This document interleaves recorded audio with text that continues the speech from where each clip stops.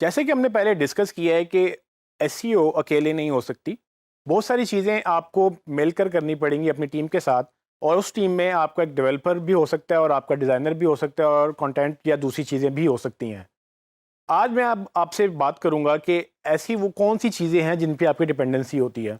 अभी तक हमने जितने भी टॉपिक्स किए हैं वो ज़्यादातर बेसिक एसईओ में काउंट होते हैं, लेकिन अब हम थोड़ा सा एडवांस होने जा रहे हैं। और मेरी कोशिश ये है कि मैं आपको वो चीज़ें बताऊं कि एडवांस टॉपिक्स किस तरह के हो सकते हैं और वो उसमें क्या क्या हमें उसमें डिपेंडेंसी आ सकती है। एसईओ में बहुत सारी ऐसी चीज़ें हैं जिसमें आपको दूसरों से हेल्प चाहिए होगी, और उनमें मेनली जो हेल्प चाहिए होगी वो आपको डेवलपर से चाहिए होगी।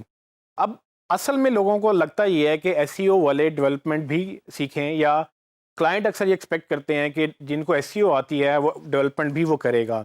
आपने ये अंडरस्टैंड करना है कि अव्वल तो अगर आपको एसईओ के साथ डेवलपमेंट आ जाए तो बहुत सारी टेक्निकल चीज़ें आप खुद भी इम्प्लीमेंट कर सकते हैं। इसी को टेक्निकल एसईओ में भी काउंट किया जाता है, क्योंकि बहुत सारी चीज़ें गूगल ऐसी देख रहा होता है जो सिर्फ कंटेंट या मेटा टैग से रिलेटेड नहीं है। वो आपकी वेबसाइट किस पे बनी है, कैसे बनी है, कोड कैसा था, क्वालिटी कैसी थी, उसकी स्पीड कैसी थी, ये सारी वो चीज़ें हैं जो एडवांस फैक्टर्स में आती हैं, और आप चाह कर भी ये नहीं कर सकते जब तक कि आप वो डेवलपर बन ना जाए। और हर बंदा डेवलपर नहीं बन सकता, लेकिन अगर आप एसईओ के साथ डेवलपमेंट सीख लें तो नो डाउट आप एक अच्छी एसईओ और अच्छे डेवलपर भी बन सकते हैं। लेकिन एक प्रॉब्लम जो लोगों को आती है वो ये कि जब वो एसईओ के साथ डेवलपमेंट नहीं जानते, वो शर्म के मारे वो गिल्ट समझते हैं कि जी हमें नहीं आता। वो इस गिल्ट की वजह से क्लाइंट से बात भी नहीं करते, ना ही अपनी वेबसाइट को ठीक करते हैं कि भाई हमें ये करना है और हमें नहीं आता, तो क्लाइंट को पता चल जाएगा तो शायद वो पैसे नहीं देगा। ये चीज़ मैं आपकी क्लियर करना चाहता हूँ कि आपको किसी भी तरह से इस चीज़ में ये परेशानी की ज़रूरत नहीं है कि भाई मुझे ये डेवलपमेंट नहीं आती है तो मैंने काम नहीं करना। आपने अंडरस्टैंड ये करना है कि बहुत सारी चीज़ें एसईओ पे अफेक्ट करती हैं जो कि आपकी जॉब नहीं है। ये आपकी जॉब है कि सर्च इंजन पे या गूगल पे रैंकिंग की किस किस से अफेक्ट आपको हो रहा है। तो फॉर एग्जांपल अगर आपकी वेबसाइट अच्छी नहीं है और गूगल पे आप ऊपर नहीं आ पा रहे हैं, उस वेबसाइट की वजह से जॉब आपकी ख़राब होगी, क्योंकि आपकी परफॉर्मेंस ख़राब हो रही है।